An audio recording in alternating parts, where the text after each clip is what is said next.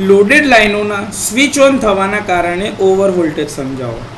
તો loaded લાઇનોના switch on થવાના કારણે ઓવર વોલ્ટેજ ત્યારે થાય છે જ્યારે પાવર ટ્રાન્સમિશન લાઇન અથવા તો ડિસ્ટ્રીબ્યુશન લાઇન લોડ સાથે જોડાયેલા હોય ત્યારે અચાનક જ એને ચાર્જ એટલે કે સ્વિચ ઓન કરવામાં આવે. ટ્રાન્સમિશન લાઇનમાં સહજ રીતે ઇન્ડક્ટન્સ અને કેપેસિટન્સ હોય છે. સ્વિચ ઓન કરતી વખતે અચાનક કનેક્શન વખતે એવી સ્થિતિ આવે છે કે જ્યાં વોલ્ટેજ અને કરંટ તાત્કાલિક સ્થિર થતા નથી.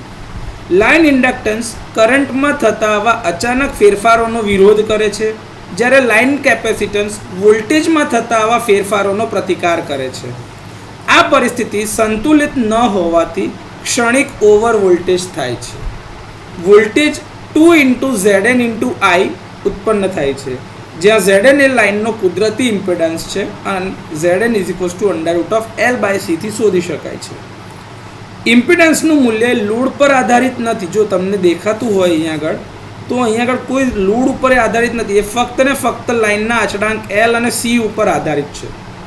I એ સંપર્કો ઓપન કરતી એટલે જે કોન્ટેક્સ ઓપન થાય ખોલતી વખતે જેટલા એના અક્રોસમાં વોલ્ટેજ આવે અથવા તો કરંટ આવે એનું તાત્કાલિક મૂલ્ય હોય છે. તો I એ વખતનું તાત્કાલિક કરંટનું મૂલ્ય છે, ઇન્સ્ટન્ટેનિયસ વેલ્યુ.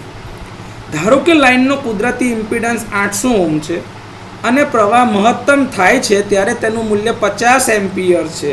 આ RMS કિંમતમાં છે. ત્યારે સર્કિટ બંધ થઈ જાય છે. તો સુપર ઇમ્પોઝડ વોલ્ટેજ કેવો થશે? તો કે ભાઈ 2 Zn I બરાબર 2. 800 એનો નેચરલ ઇમ્પિડન્સ છે અને વેલ્યુ કરંટની જે મેક્સિમમ હશે કેટલી હશે? તો કે RMS વેલ્યુ 50 × √2. તો આવું કરવા જશો એટલે તમને મળશે 113.137 કિલોવોલ્ટ.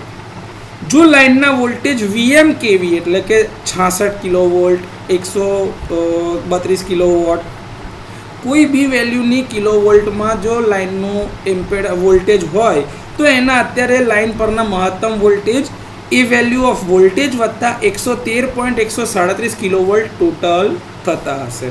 તો આ રીતે લોડેડ લાઇનોના સ્વિચ ઓન થવાના કારણે ઓવર વોલ્ટેજ આવી શકે છે.